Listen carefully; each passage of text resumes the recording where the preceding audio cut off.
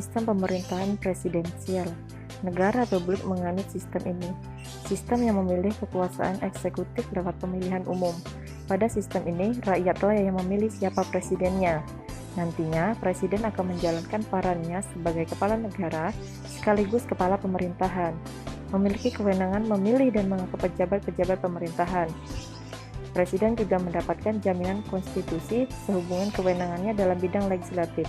Negara Indonesia menganut sistem ini.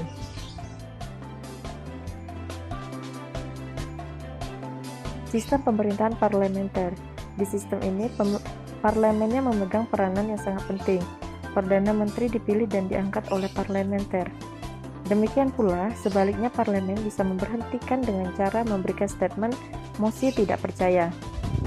Dalam sistem parlemen, dimungkinkan ada Perdana Menteri dan Presiden, namun di sini, Presiden hanya bertindak selaku kepala negara.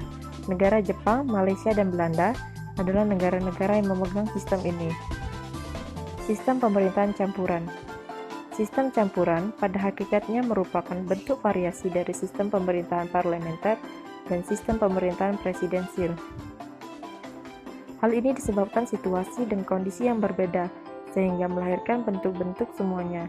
Apabila dilihat dari kedua sistem pemerintahan di atas, parlementer dan presidensil, sistem pemerintahan kuasi bukan merupakan bentuk sebenarnya. Dalam sistem ini dikenal bentuk campuran parlementer dan campuran presidensil. Pada sistem pemerintahan campuran, presidensil itu lebih menonjolkan ciri atau unsur dari sistem presidensilnya dibanding sistem parlementer. Begitupun sebaliknya, sistem campuran parlementer itu lebih menonjolkan ciri atau unsur sistem parlementernya.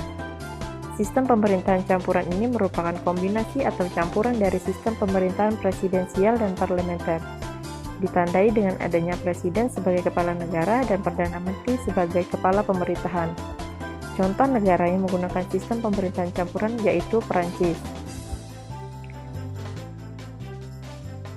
Sistem pemerintahan komunis. Dalam sistem komunis, semua sistem pemerintahan dikendalikan penuh oleh Partai Komunis. Partai Komunis ini bertindak anti-kapitalis. Kekuasaan akan berlangsung secara penuh, tidak mengakui kepemilikan akumulasi modal pada individu.